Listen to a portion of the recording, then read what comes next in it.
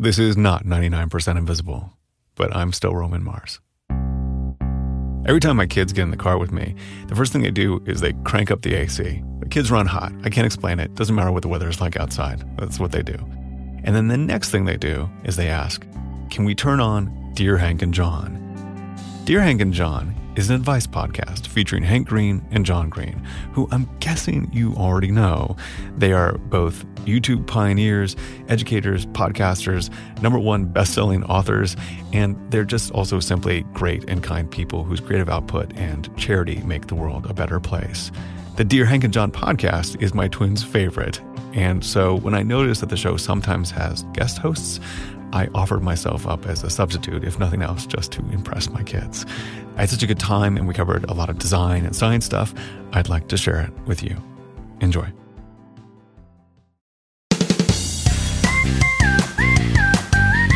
Hello and welcome to Dear Hank and John. Or as I prefer to think of it, Dear Hank and Roman. I don't need to be first. I'm just happy to be here.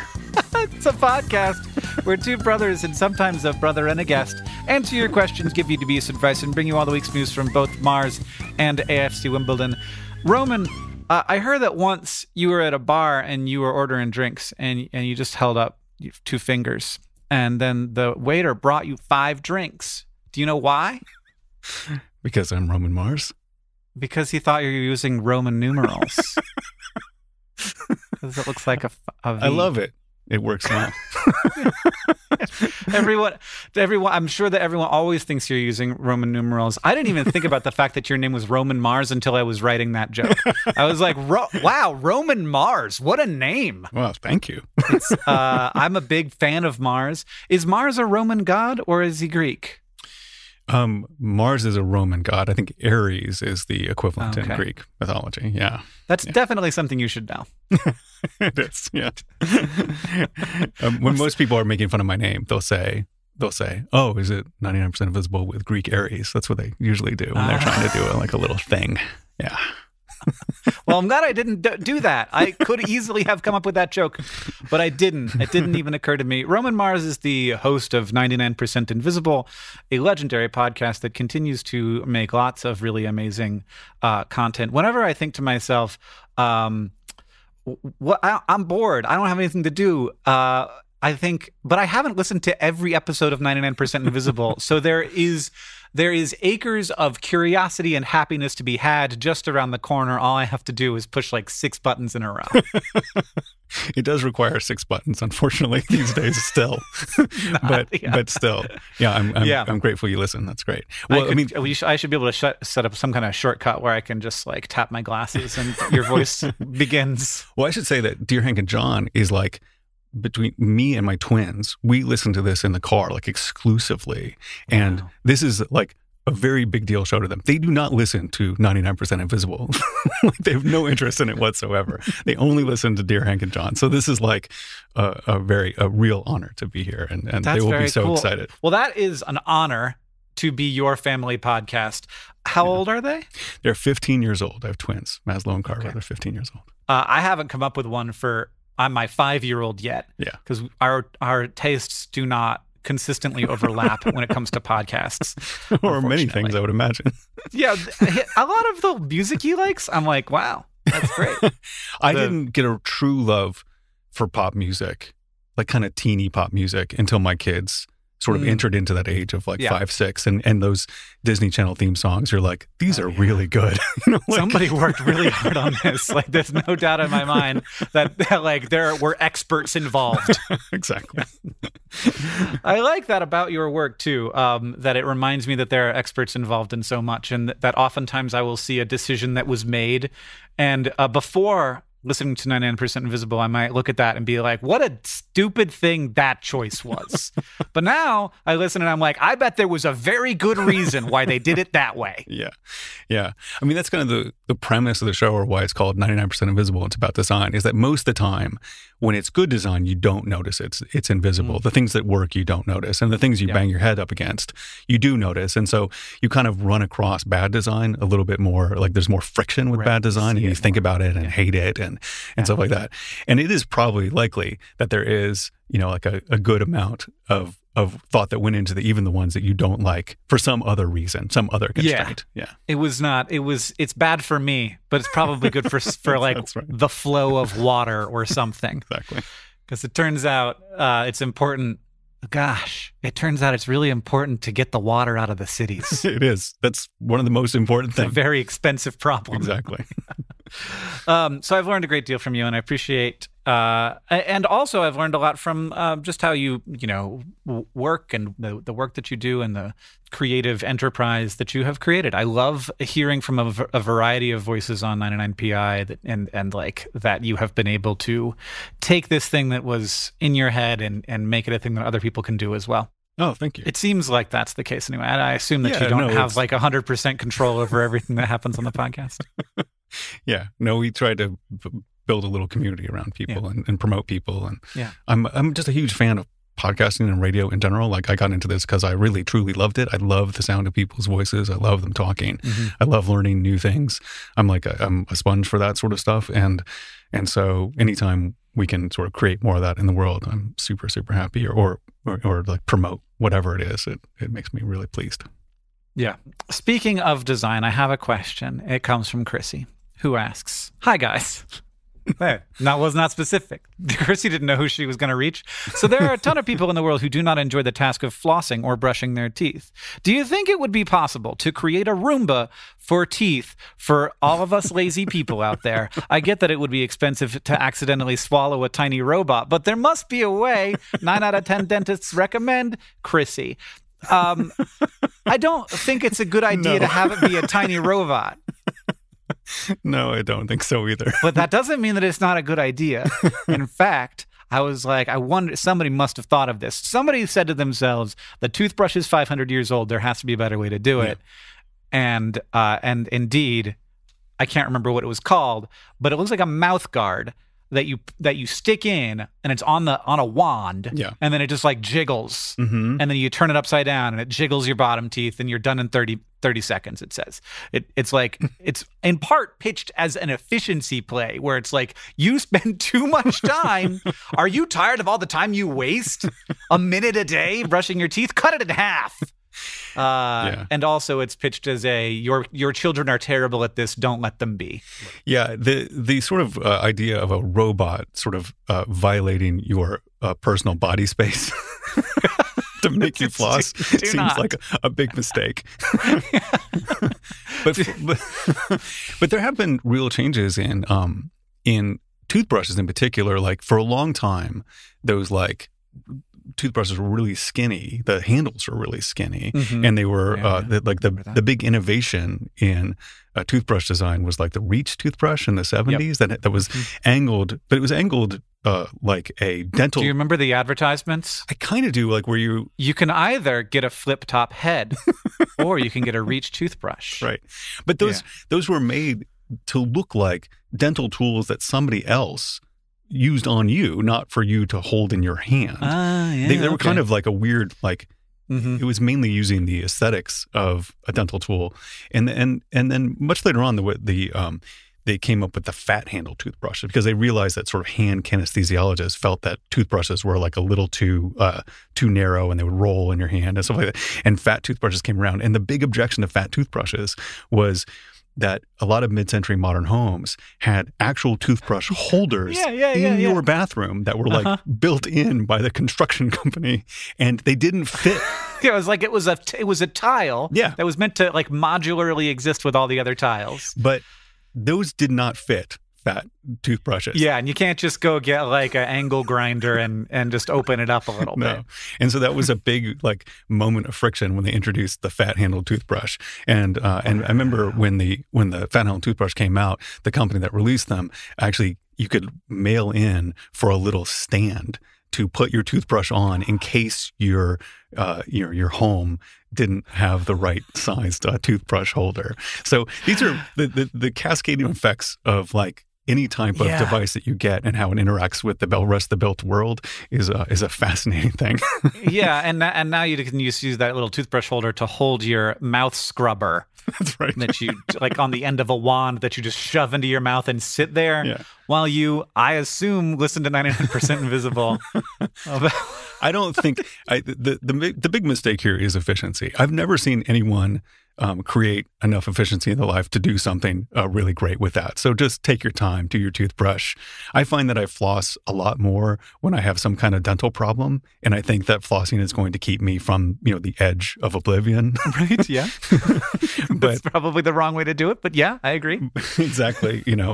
But that's it, and that's the only thing that gets me to floss. I understand you. I floss 2 weeks after and 2 weeks before any dental appointment, and that is it. Exactly. My real strategy. All right, Roman, I have another question for you. It's from Edward, who asks, Dear Hank and Roman, I understand that Hubble's law of cosmic expansion says that all galaxies are expanding away from each other. Do you? I understand that. I understand that someone has told me this. But is there anything between the galaxies? Are there any lone planets or dust, or is it just completely empty space? And if there was anything, how would we know? Like, do we have any proof that the space between galaxies isn't just filled with a bunch of chickens? Maybe that's why all the galaxies are expanding. It's the chickens, and it's scaring the galaxies away. Not an Ed letter, but an Ed word. Wow. It's Edward. This is all you, Hank. It's all, yeah. Do you know that the galaxies are moving apart from each other? Yes, that I know. Do you know that there is lots of, mostly it's space between galaxies and not galaxy? Yes. And there's a lot more stuff in a galaxy than there is stuff in areas where there's a similar sized area where there wouldn't be a galaxy. Yeah, that all makes sense. All of these things are clear. Yeah. I've got us all that far. So you often hear cubic meters of space. So in the intergalactic medium is what this is called. There's maybe one particle per cubic meter, and that's almost always a hydrogen ion. Mm-hmm. So it's just a proton. Yeah. There's one proton per cubic meter, which is about as empty as you get in our universe. Okay. Which isn't completely empty. No. There's a proton there. Yeah. And a cubic meter is an understandable volume. Yeah. You can picture it in your head if you know what a meter is. It's pretty big. That's denser than I thought, actually. Yeah? Yeah. You thought, well, I mean, you may be imagining a proton is bigger than it is. That's probably true. I can see it written on a piece of paper. Is that? No, but that makes sense to me. That's a understandable unit of a. Yeah. And we know about this because we can see, when we look at distant stuff, there's we can see a little less of it than we otherwise would be able to, mm-hmm. because there's a lot of cubic meters between us and there, mm-hmm. and there are enough of these protons to absorb just a little bit of the light that's coming off of a quasar from a long way away. The question of whether it's full of chickens is an interesting one, though, because it's definitely not full of chickens in that, if you were a chicken, you could see another chicken. That would, to me, a chicken being able to, see, being close enough to another chicken to be there's my other space chicken friend, Alfred. That is not that full of chickens. Right. But there is a number of chickens that could be in the intergalactic medium that we wouldn't notice. Yeah. I don't know how big that number is, but I bet it's bigger than you'd think. So that's the only thing that this question made me think is how many chickens would it have to be before we noticed? It could be full of chickens. Yeah. We just haven't trained the telescope in the right location yet. Again, full is a, right. It wouldn't be full. If it was full of chickens, they would crush themselves into a black hole. Yeah. Because that's how gravity works over time. But if it was a few. Yeah. Some appreciable amount of chickens, Yeah, you could have I bet you could have 2 chickens per cubic light year, no problem. Yeah, that would be a whole lot of chickens. And that would be a lot of chickens in the galaxy. Yeah. But anyway, there are other things. So it's not just protons. That's the average density. So there will be rogue stars in the intergalactic medium that have been ejected from their galaxies. There will be rogue planets that have been ejected from their galaxies. That's just very cool to think about. That there are almost definitely star systems in our universe with no stars in the sky because they are that far away from any galaxy. So instead of looking up and seeing stars, they look up and they see pure velvet black with maybe a couple of smudges of distant galaxies. And then hopefully at some point they see a chicken. just floating by. Wouldn't that be so surprising if all the time you saw velvety black and then just a chicken floated by? How much would that change your world? I mean, it'd be a big deal. It'd be a really big deal. It would especially be a big deal if it were like anatomically and genetically a chicken. Like that would really throw us for a loop. We'd have a lot of rethinking to do. This next question, Roman, it comes from Seth, who asks, Dear Hank and Roman, we often hear the phrase, as science continues to advance, this problem will be easier to solve. What exactly are these scientific advancements that are always supposedly happening, and who is doing the advancing of them? Is it scientists or engineers, or is it maybe computers? I haven't listened back far enough yet to understand pumpkins and penguins, so pears and porcupines, Seth. When Roman emailed me about maybe coming on the podcast, he signed off P&P Roman, which was pretty great. That's just to let you know I'm a real fan. I'm not pretending. That's right. Roman, what does that mean? Do you have an idea of how progress occurs? Scientific advancements? As you think about this in a sort of a historical way. Yeah, well, usually a scientific advancement is a kind of iterative process, and we get a narrow window into those sort of moments of punctuation when things like really advance and they sort of percolate up into the sort of consciousness of popular culture. I would say that, how do scientific advancements, I think one is sort of computing power is a huge one that sort of changed the way that things, we can sort of crunch enough numbers to come out with things to model. And I think that's a big part of how advancement happens. I'm trying to think of other sort of techniques. There's often these just gigantic movements. Like when I was, right before I sort of started grad school, while I was in college and studying genetics, PCR, polymerase chain reactions, has started as a technique to sort of amplify DNA. And it was this revolution in how people understood DNA and the different assays you could create to like study small samples of DNA. And it is basically a technique that they took to become like this incredible scientific tool. And these are things just kind of like crop up and happen. And then all of a sudden your ability to like examine new things is just increased exponentially. Yeah. And then you combine that technology with advances in computing technology with like maybe even advances in like how do you organize and manage humans technology. Yeah. And connect humans from like who are in faraway places who wouldn't normally be sharing research technology, and all of that stuff like adds on to each other. Yeah. But like the weird thing is that there's kind of a sense in the way that we talk about it that all of these things are kind of inevitabilities, and that like progress occurs, and that our understanding of the universe continues. But like every single one of those things was done by a person. Oh, for sure. None of it, every one of the computers was programmed by a person, and like we know that objectively, but it is often talked about as something that kind of just happened, and I think we talk about it that way because it wasn't done by any one person. And so it just seems like it was something that just happened because it was done by tens of thousands of people. And so if there was a story where like one lab came together and, you can tell that story with PCR, you can tell the story of how that happened. And for example, a great example of this is like the story of how an mRNA protein manufacturing process works, where you deliver mRNA into a cell and the cell manufactures the protein that you want it to, or that the doctor wants it to.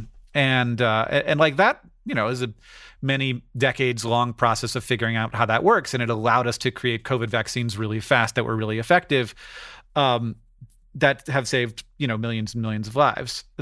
But like, there isn't a person who was responsible for that. Yeah. And there wasn't a lab, there wasn't a school, there wasn't it was a truly international and like whole species endeavor to figure that out. And so it seems inevitable, and it seems like something that just happens when really it is and you can speed these things up by having more people dedicating more time to doing these kinds of things. Totally.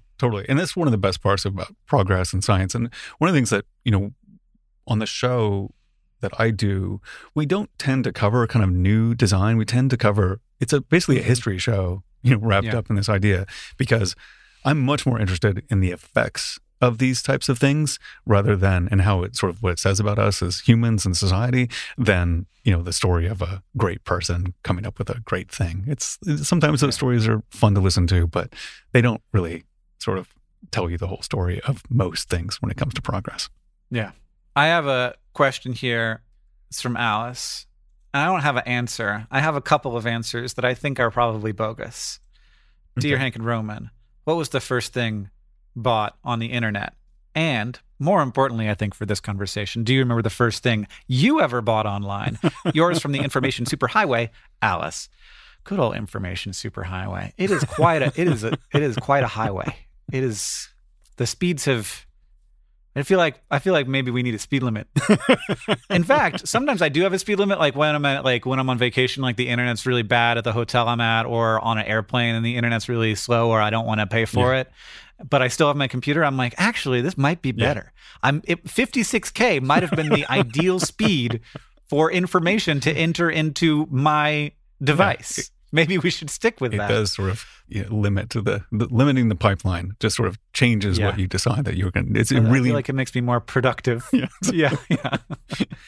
I looked this up a little bit, and there was one source said that it was likely a bag of marijuana, which does not surprise me. It does sort of seem like what probably the and then another was telling me that it was a CD, like a music disc. That was sold in 1994 for $12 and something. And I was like, that's definitely not 1994. Yeah. It has to be between two professors at UC so-and-so and whatever. Yeah. Back when it was, the internet, but not the World Wide Web. Yeah.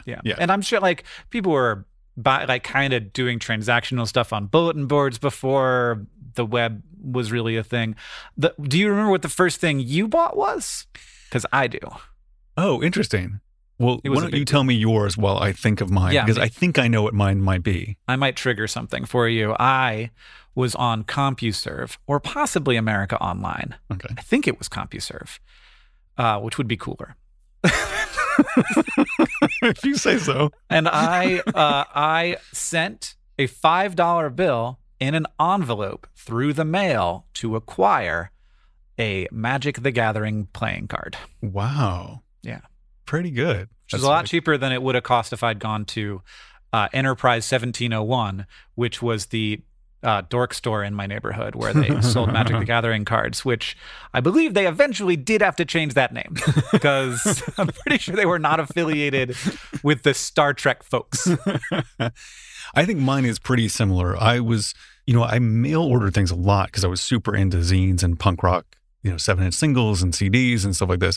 And so when the internet came to me at school, it was all about trying to find some, cassette tape from a punk band in, Gilroy, California that I just needed to have. So my guess is I'm almost 100% sure it was some kind of zine, like some kind of punk rock zine. Because I was always looking for new ways. And the first things I ever did when I was online was look up guitar tabs for how to play, that was I just printed out guitar tabs just to learn how to play songs. And that's what I used 90% of my internet time when I first found it. But this does remind me of something. So I started grad school in 1994, and there was some email at Oberlin before, but no World Wide Web, basically. And I was in my lab, and we had internet, and I went to, I was talking with one of my professors, and I was mentioning how I was basically downloading guitar tabs and just looking up things and downloading little snippets of songs or whatever. And he said to me, yeah, it's really distracting. So what you should do is take the weekend and go through the whole internet and just get it out of your system and be done with it. And then you can just get back to work. So that was his recommendation, that you could just take the weekend and just be done. Finish it. And I've had this with books before, where I've been really distracted thinking all the time, and I just finish the book, and then I'm less obsessed with it. That's right. So do that with the internet. Exactly. And I was thinking about scrolling all the way to the bottom of TikTok. I think I'm going to try to do it. I think I'm going to try to get to the end. but that'll give you some, the question asker, Alice, some notion of what the internet was like then, that it was not a completely laughable thought, even though it was a laughable thought, that you could just get through the entire internet in a weekend. Because somebody smart who had a PhD told me that was what should happen. So I just got interested in the card that I bought for $5 in 1995, probably is when this was, and it was called a Sinjir Vampire. And if I had it from the Alpha edition, which was 1993, which I did not, that card would be today worth $1,200. But I had the revised, which I remember I got it from the revised edition of Magic the Gathering, and that card is today worth 23 cents. Wow, that's a big drop off.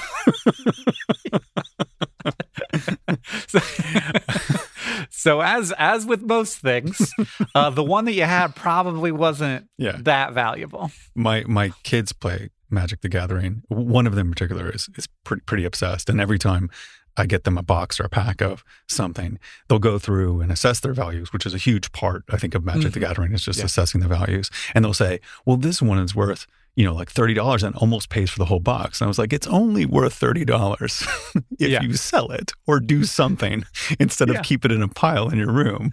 So go immediately. And also, you can't sell it for $30 because you don't own a store. Exactly. But so, maybe. Yeah. So the assessed values of Magic cards have always been somewhat dubious to me. Yeah, I mean, I was legitimately surprised when I saw that you could get it for 23 cents, which is kind of sad to me. That is, you've lost a lot on that investment. Yeah. Do you want to give some real advice, Roman? Yeah, sure. Let's do it.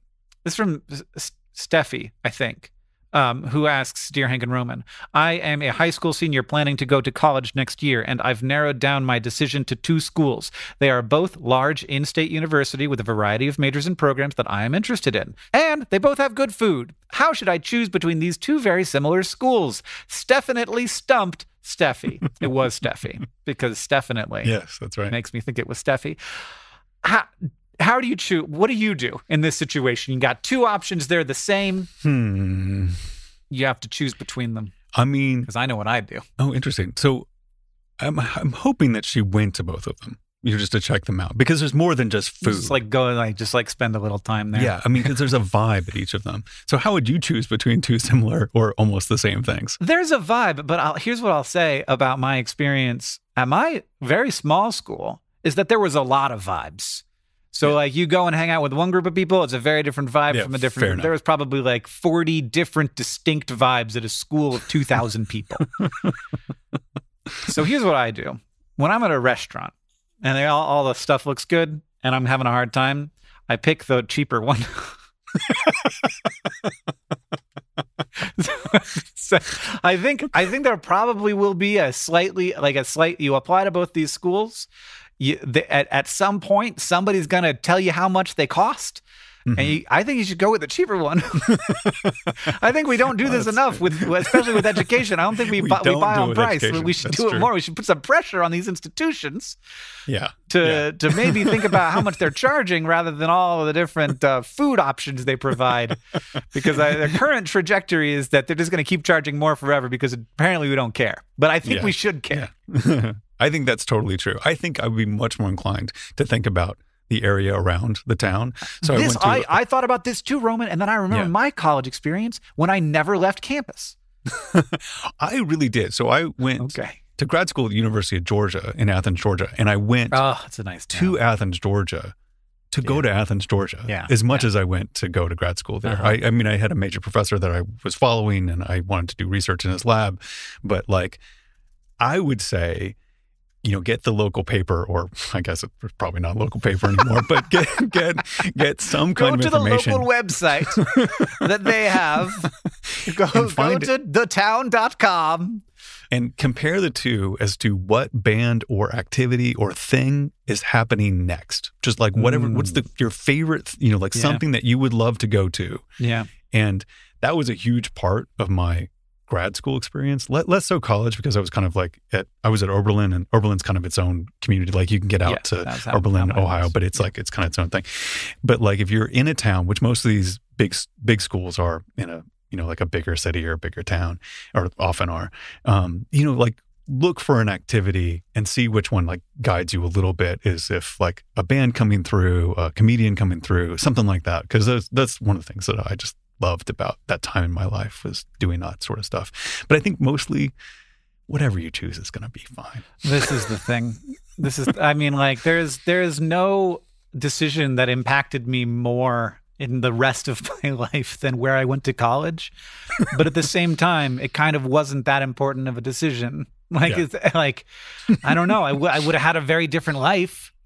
Yeah. But like there was no way for me to know what the right call was. And I went to the school that gave me the most money. Yeah. That, I wanted to go to school in Florida because there's like a Florida specific scholarship, and I wanted to go to a small liberal arts school. And I went to the one that gave me the most money. I think that's great. And that accepted me, because several of them didn't. So You should definitely go to the one that accepts you. yeah. All right. I have a question from Greta. I hope that you can advise me, because my strategies are not good on this. Dear Hank and Roman, I'm currently trying to pack for a 7-day family vacation to Hawaii. Congratulations. This sounds lovely. Yeah. My parents are set on not checking any bags, and this is proving to be a challenge for me. I'm very prepared. I'm often referred to as the mom friend. However, this seems to be a downfall in my current situation. I know that both of you have done a fair amount of traveling. This is for Hank and John, but it's true of both of us as well. And I was hoping that you could give me some advice for how to pack lightly, still be well prepared. I'm not great, but Greta. See, I cannot give good advice here, because my strategy is to be deeply unprepared for every situation and have my wife be like, you didn't bring sunscreen? You didn't bring that? You didn't no ibuprofen at all? And I was like, no, they sell that in Hawaii. Yeah, that's the thing. I can get that for a dramatically increased price when I arrive in Hawaii. That's the one thing the psychological like pressure release valve of this is you always have the ability to just buy the thing, like especially if you're going to Hawaii. Yeah. Sometimes you don't. Like, there are things that you can't, get your prescription drugs. You need to bring those because it's a pain in the butt to buy them when you go someplace else. Focus on everything that you can't possibly get in other places when you're packing is one thing. Have a list of those things. You just roll things tightly. Tight rolls. Yeah. Tight rolls is a big one.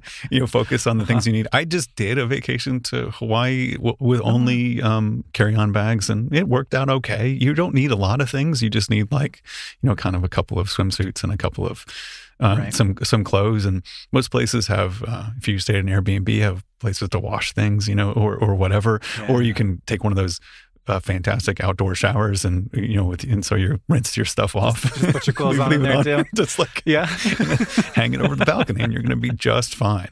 This does make me think this obsession with only carrying on bags is one that I don't quite understand unless you're changing a lot of planes, because you're on vacation. Like when we travel for work, it's a cost, it's extra money. Now it didn't used to, but now it does. And this is the thing. This is a whole system that needs to be redesigned, because we are incentivizing the wrong. Now we've found some bad design, and Roman Mars is here to tell you about it. I'm here to tell you about the bad design. We are incentivizing the wrong behavior. That's right. We should be paying to carry on bags, and it should be free to check your bags, because everything about tell me about everything about the process of carrying on a bag through getting through security, getting on first, finding your placed in the overhead bin, all of that. And the part where suddenly you've gotten too many bags on the plane and there's no more space for them, so everybody's like, what do we do? You got to bring the bags forward and find somebody to handle it. It's wasting everybody's time. This whole thing should be flipped. And as much as you want to make Steffi choose between her two colleges of choice because which one's cheaper, I want you just want to force the system to value cheaper education. I want to force the system to change so that checked bags are free and carry-on bags cost money, because it would totally change air travel. It would be so much better. I do not want to get on a plane first, but I pay to get on a plane first because of my stupid carry-on bag. I want to pay to get on the plane last. Because I'm going to be on there a long time. I hate being on a plane. Yeah. And so, but the only reason that incentivizes me to get on a plane first is that stupid carry-on bag. And if we just change the whole value proposition of this, air travel will be so much better for everybody. So I say, stand your ground. Protest. Put as much as you want. Yeah. Put all your carry-on bags into one big bag. And check that thing. If you're not changing planes a lot, you're going to be fine. Just like, I want carry-ons to go away. Yeah. Oh, I agree. I would much rather get on a plane and check all my bags and just have my backpack with my computer in it. So much easier. That's what I do when I can do it, for sure. But look, Greta is in their parents' house, and they're going by their parents' rules. As long as you're living under my house, you will not check a bag.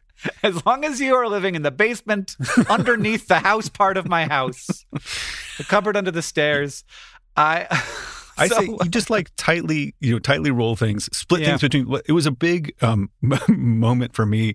Like I kind of have a, like the personal item. You get kind of two. You get your personal item and you get your roller bag.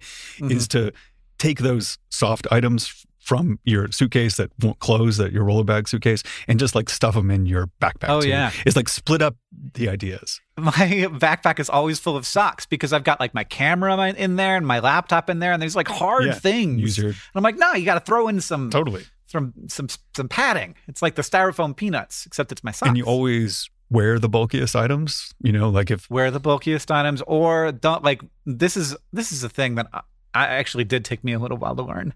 You don't have to bring all the bulkiest, some stuff takes up more space.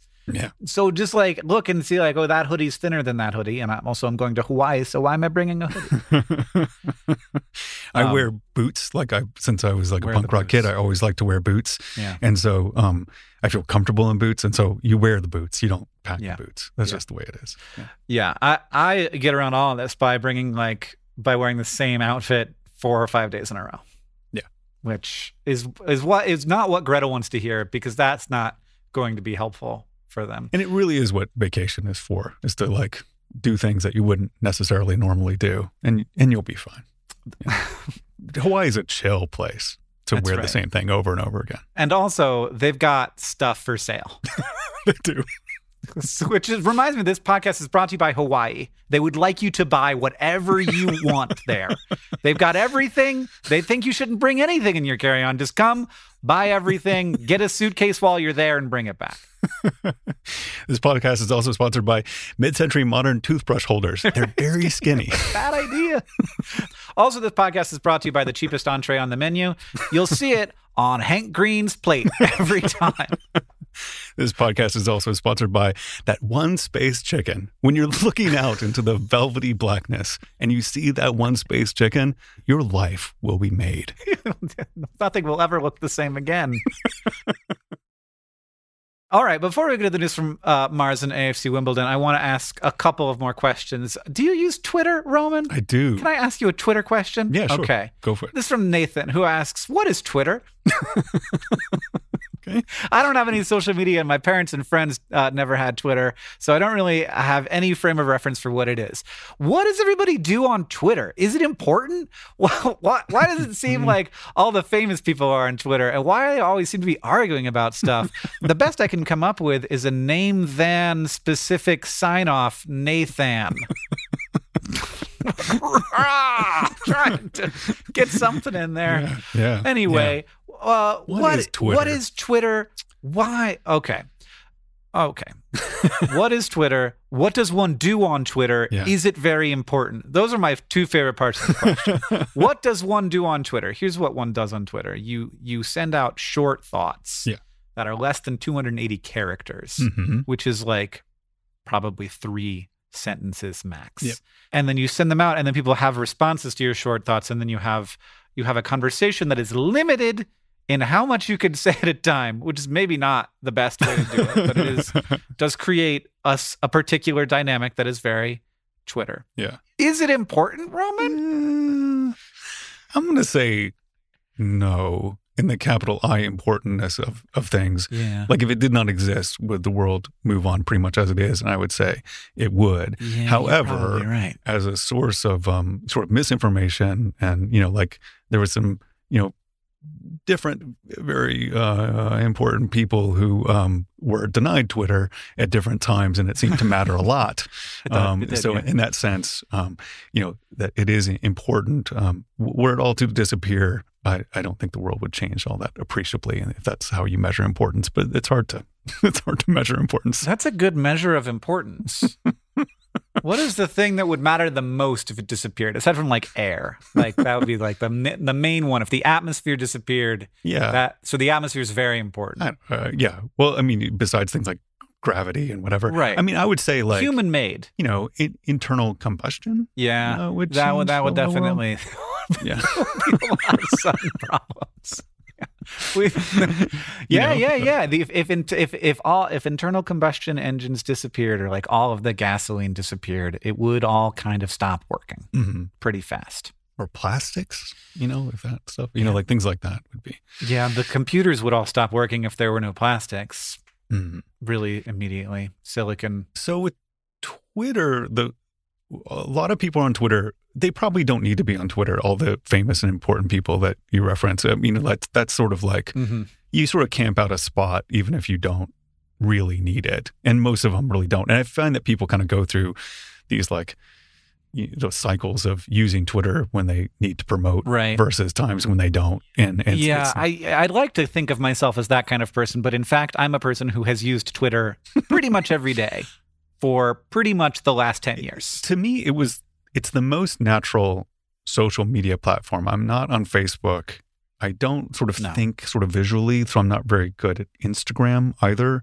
And to me, it's the most like broadcasting, which is my sort of natural state of things. And as long as it stays in the realm of broadcasting, I have a thought, I present it. I'll take, some feedback and engage with some of it, but it is not a two-way communication device. And when it does, that's when I think Twitter really breaks down. And if you can sort of just treat it as a place to just like put this missive out into the world of your thoughts, and it amuses yourself and amuses a few others. That's sort of the idealized form of what Twitter is. You know how you can have like away statuses? Like there's away, but then there's like versions of away. I think I should have Twitter statuses, and one of them should be, I'm talking, not listening. That's where I'm at right now. Like whatever you say, I'm not going to respond to it because I'm just talking, I'm not listening. Yeah. But then there should also be another one that's, I'm just listening, I'm not talking, which maybe more people should be in that mode more often. Yeah.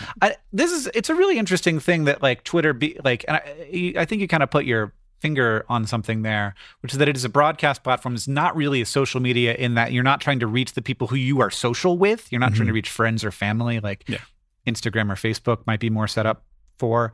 So it is definitely broadcast, and it is also like all of these things are so informed by their core audiences, and oftentimes those are informed by like who signed up first.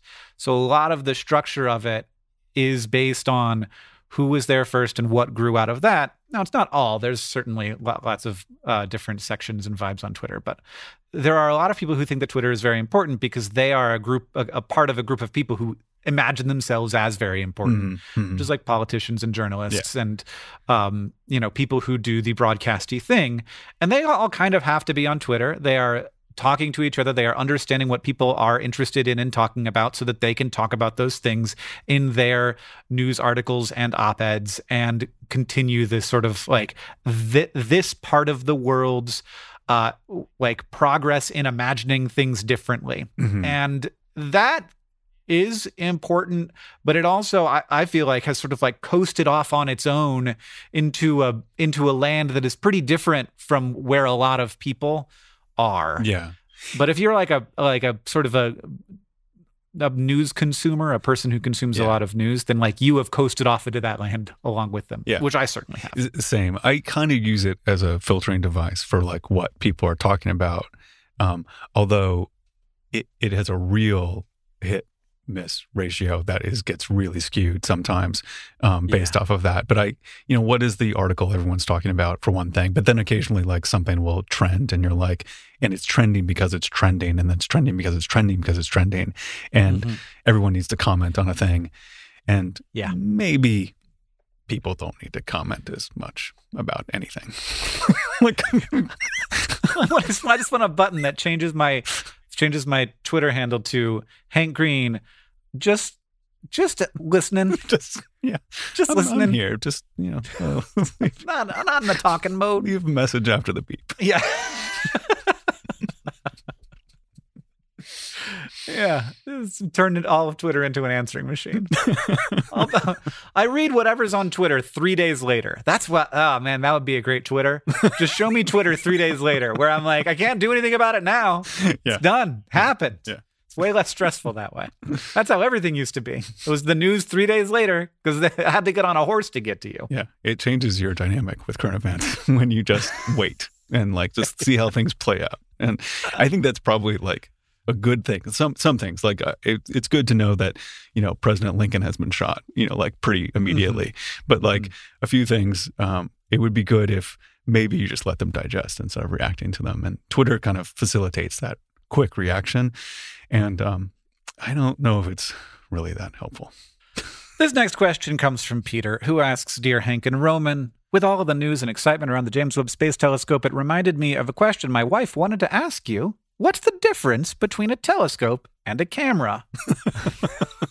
Oh, interesting. I like it. Dubious ruminations highly encouraged and desired, not tailed with cotton, Peter Pumpkin Purveyor. Well, it's just capturing the image, right? That's the real difference. Yeah. So what you are thinking is that like a DSLR is a camera, but it's not really. It's a camera attached to a lens, and the camera is the part that does the image capturing. So the Hubble Space Telescope and the James Webb both have a number of different cameras or image detecting devices. And then they have a big set of lenses on the outside. But this is the question that you may be asking. What's the difference between all the lenses on a camera and all the lenses on a telescope or all the lenses on a microscope? And the answer to that is, Yeah. Yeah. They're kind of all the same thing. Yeah, they're kind of all the same thing. That they basically, what are they being used for? Yeah. is the difference. Huh. I like that. Which I hadn't thought about until I read that question. I was like, so I kind of have a telescope. It's just not a very good one. That's right. And it sits on top of my camera. I thought for a second, a telescope, like you can look through it and see with your eye, but no, because obviously the Hubble Space Telescope I cannot look through and see with my eye. No one's doing that. That would be impressive.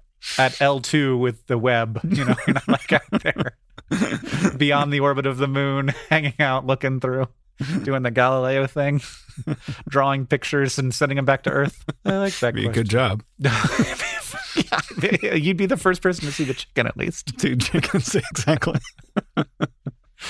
Yeah. And you could tweet about it. Yeah, perfect. That's all you could do. You can't come back to do interviews. Or you could do an interview. You'd have to like go up in front of the telescope and it could take a video of you. Yeah. But you have to be pretty far away or you'd be out of focus. Roman, I want to ask you one more question because I want to know if you know this story. And this seems like, you know, even though it's not really about design, it seems like a 99% invisible story. Janine asks, Dear Green Guys, when I was younger, I had the pleasure of experiencing the seemingly ubiquitous experience of owning a colony of sea monkeys. The eggs came in a pouch, and you would put in water, and eventually little specks began to swim around. Yeah, I know how sea monkeys work. How did this become a thing? And do sea monkeys naturally occur in nature? Why do they come in little pouches and that are given to irresponsible children? I need to know. Not quite a sea monkey queen, Janine. Do you know anything about sea monkeys? I don't have this story at my fingertips. I know that sea monkeys are brine shrimp. They go through a sort of like a stage where they can, you know, be desiccated and still be viable. Yep. You add water to them, they open up. That's all I know. Why they were given to children and why they drew cute faces on them is not something I'm familiar with. Yeah, it was just a marketing thing. Yeah. This guy figured out that you could combine sea monkeys and sea monkey food into a pouch, and that their eggs would hatch. And this guy, so we did an episode of Journey to the Microcosmos about this, and we kept going further and further down the rabbit hole. And it turns out that this guy was a legit Nazi. Oh. Like, wow. The Sea Monkeys guy took that money that he made from Sea Monkeys and he did almost exclusively Nazi stuff with it. In fact, like, he ended up being in legal trouble for like arms stuff. Oh my God. So like the most innocuous thing you can imagine. Yeah. The sea monkey. Yeah. Got milkshake ducked. Wow. I need to know more about this story. I'm going to go find more about that. That's amazing. That's amazing. Yeah, I was very surprised myself. Yes. It was initially called Instant Life, and it was sold for 49 cents, but this guy changed the name to Sea Monkeys in 1962. Okay. And then he figured out that like comic book marketing was sort of a really inexpensive way to reach a lot of people, and he became the kind of quintessential comic book marketer. Wow. And then in the 60s and 70s. So I also had Sea Monkeys growing up. Did you have Sea Monkeys? I never had them. They didn't ever really appeal to me. But other stuff that it shared the page with on the back of the comic book, I desperately wanted. I never could get those either, but X-ray specs and and various other decoder rings and stuff. I wanted every single one of those things. Never managed to get those in my hands. Yeah, it feels a little bit like buying something on the internet. It's very similar. That back in the day when you put a crisp $5 bill into an envelope, put a stamp on it, and mailed it to some other child who had a playing card you wanted. That's a good time. Yeah, well-concealed cash is like how I did my first transactions across state lines. All right, Roman. It's time for the news from Mars and AFC Wimbledon. If you haven't listened to this podcast because you're just a Roman Mars fan, AFC Wimbledon is a third-tier English soccer team that my brother is obsessed with, and Mars is a planet. It's the fourth planet. It's cold. It's dusty. It's red.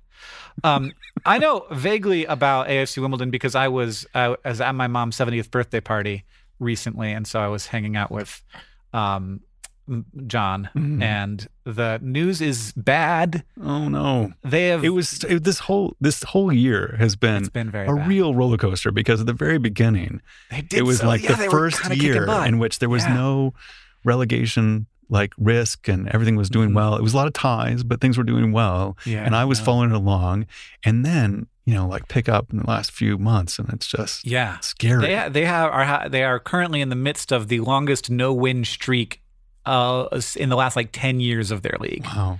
So and they were up 1-0 in the 80th minute, and then they lost. Soccer games, by the way, are 90 minutes long. They lost 3-1. Oh my goodness!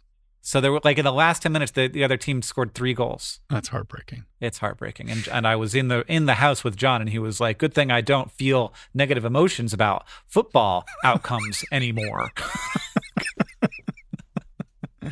So this whole season has been like a sort of blown up game that Wimbledon plays because according to John, it's so notorious for when they go up, they can't score first.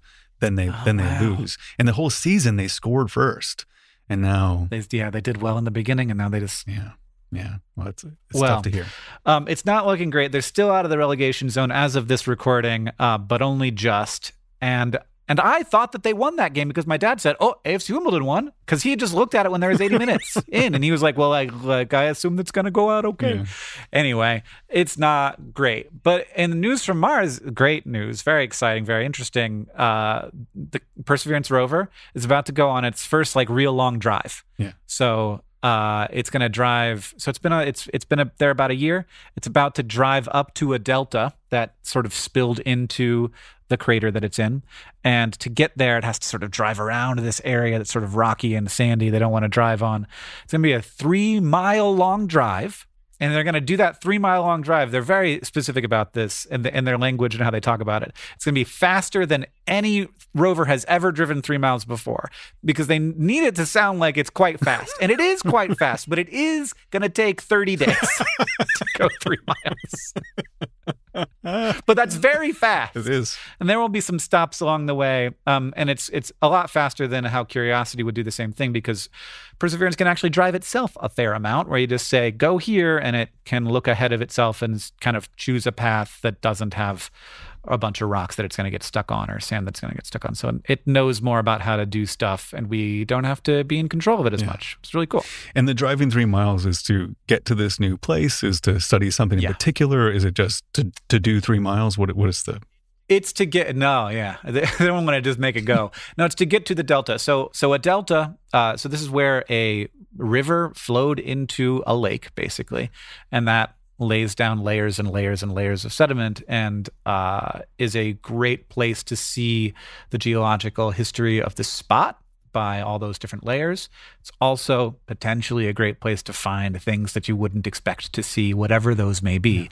Obviously, deltas are often a great place on Earth to find fossils, to find evidence of previous biologies, which is a thing that Perseverance would love to have happen, to just find like a chicken in there. But we're not like NASA never says that goal, because they're not like, we're not trying it. Like, they've been burned before. But they're all very curious about how common life is in the universe, and if it evolved twice in one solar system, that would be a pretty significant expansion of the going from an N of 1 to an N of 2 is a big deal. That is a very big deal when you're dealing with a universe this big.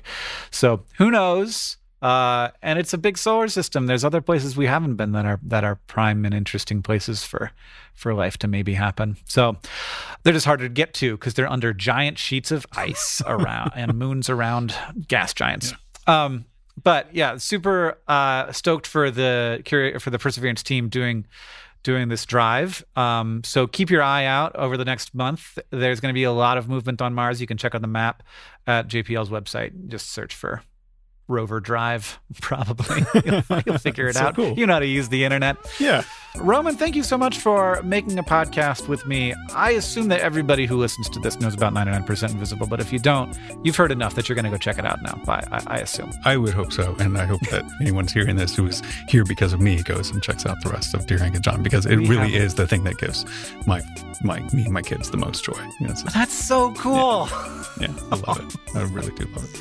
Well, I'm happy that you have a productive relationship with your teenage sons. I am crossing my fingers that in 10 years I productively listen to podcasts with a person who I have a good relationship with. Yeah, it's a nice thing. And it's like one of those things that starts a little conversation. We hear a thing, then somebody reaches forward and pauses and says, give their answer of like how many lemons a person would be made out of or something. And and then they unpause it, and then we continue listening.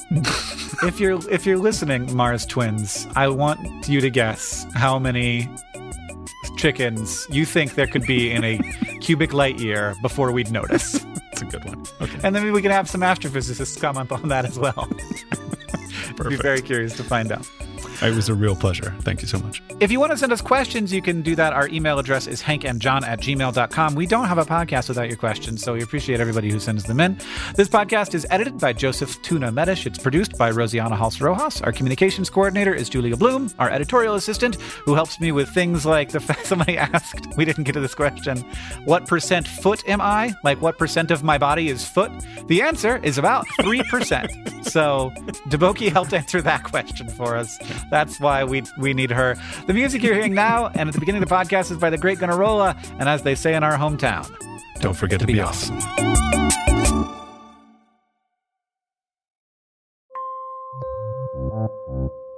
Dear Hank and John is available wherever you get podcasts. It will make your life better. You should definitely subscribe. 99% Invisible is Delaney Hall, Kurt Kolstad, Martín Gonzalez, Swan Real, Emmett Fitzgerald, Vivian Leigh, Joe Rosenberg, Chris Berube, Christopher Johnson, Lasha Madon, Jason DeLeon, Sophia Klatzker, and me, Roman Mars. We are a part of the Stitcher and SiriusXM podcast family, now headquartered 6 blocks north in the Pandora building in beautiful Uptown, Oakland, California. You can find the show and join discussions about the show on Facebook. You can tweet at me at Roman Mars and the show at 99pi.org. We're on Instagram and Reddit too.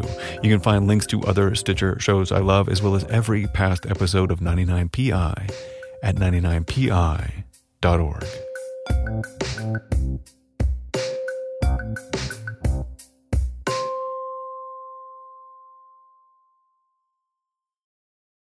Dun dun dun dun, Stitcher. Dun dun dun dun, Sirius. Dun dun dun dun, exam.